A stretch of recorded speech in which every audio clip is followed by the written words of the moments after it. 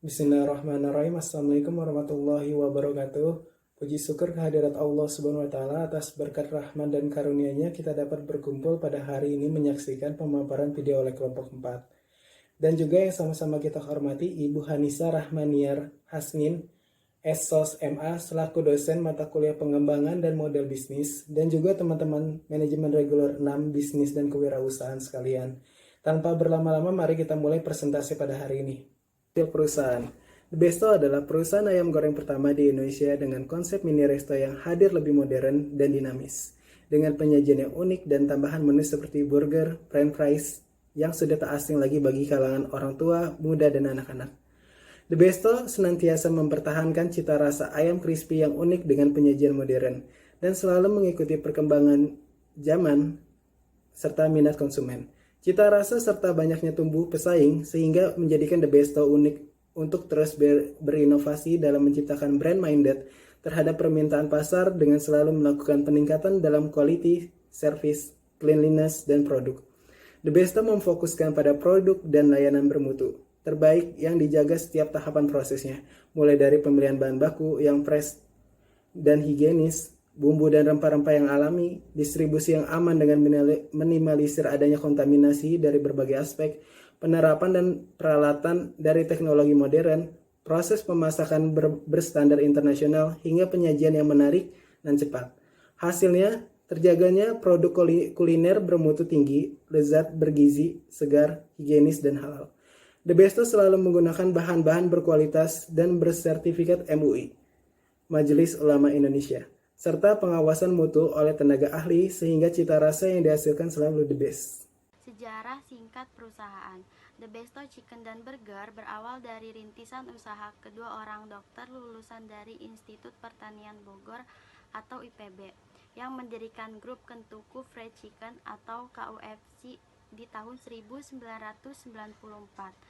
Uniknya, kedua dokter hewan itu dalam kesehariannya tidak mengabdikan peternakannya, melainkan mengorbankan 12.000 ekor hewan untuk melayani pelanggannya. Melalui usaha kuliner The Besto Chicken dan Burger, semacam resto yang jumlahnya sudah 165 cabang tersebar di Jakarta, Banten, Jawa Barat, Sumatera Barat, dan Riau. Resto itu juga akan mengembangkan sayapnya di Lampung, Jambi, dan Sumatera Utara.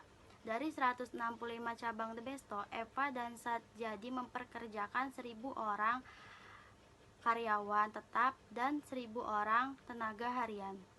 Melalui proses kewirausahaan yang berliku, pasang surut dunia bisnis kuliner, persaingan dan keterpaan krisis moneter nasional hingga internasional, serta wabah flu burung, akhirnya pada tahun 2009 KUFC Group mendirikan brand yaitu The Besto Chicken dan Burger yang kini telah berkembang di berbagai kota seperti Jakarta, Bogor, Depok, Tangerang, Bandung, Surabaya, Mataram, Padang, dan Lampung. Setahun berlalu, The Besto meluncurkan pola kemitraannya.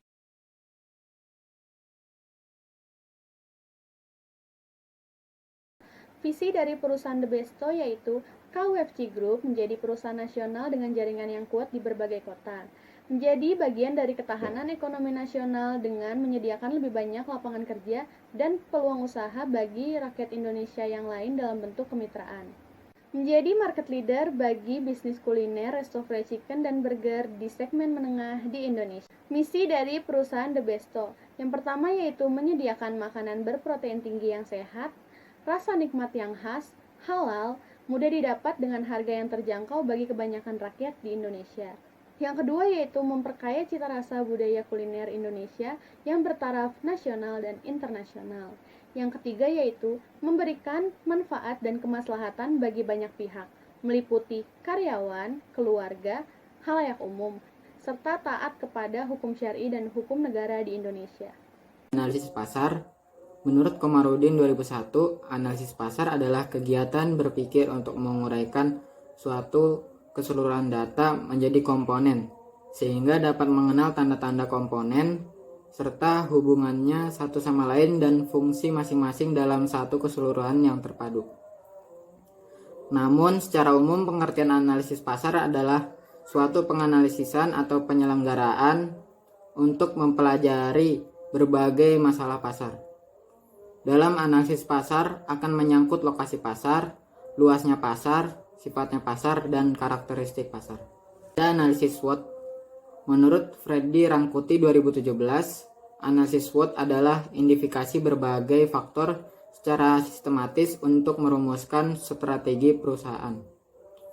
Analisis ini didasarkan pada logika yang dapat memaksimalkan kekuatan atau strengths dan peluang atau opportunities, namun secara bersamaan dapat meminimalkan kelemahan atau weakness dan ancaman atau threats. Tentang analisis SWOT atau Strength, Weakness, Opportunities, Threats di perusahaan The Best. Yang pertama itu ada strength, lokasi outlet base yang strategis, jumlah tenaga kerja produksi yang memadai, memiliki kualitas produk yang sangat menjamin, memiliki fasilitas distribusi pemasaran yang dapat mempermudah dan memperlancar penyampaian barang maupun produk dengan baik, memiliki inovasi produk olahan yaitu ayam sadas atau ayam sayap pedas dengan saus yang khas sehingga sangat digemari oleh konsumen, dan yang terakhir memiliki pelayanan yang baik dan ramah. Yang kedua itu ada weakness, strategis pemasaran yang kurang maksimal, kosongnya beberapa posisi top manajemen, sistem pembukaan masih dilakukan manual, kurangnya kapasitas bahan baku, lahan proses tempat produksi masih kurang luas dan kurang memadai bagi perusahaan. Dan yang terakhir itu jenis bisnis yang mudah dicontoh. Dan yang ketiga itu ada opportunities, harga jual masih terjangkau bagi konsumen, berkembangnya produk fast food, fried chicken membuat permintaan produk The Besto banyak setiap harinya. Banyaknya produk substitusi seperti frozen food dan olahan ayam lainnya seperti steak chicken. Mudah mempunyai pemasokan tetap, permintaan masyarakat cenderung meningkat, bisa dijual kapan saja sehingga bisa dipastikan kalau usaha ini nggak musiman. Dan yang terakhir itu ada threats, belum adanya sertifikat HACCP dan ISO, bahan baku ayam yang kualitatif, dan kuantitas bahan baku yang kurang mencukupi, dan memiliki seiring bisnis yang mempunyai label seperti MCD, KFC, dan lainnya. Banyaknya inovasi bahan chicken terbaru, dan yang terakhir produk tidak laku di pasaran.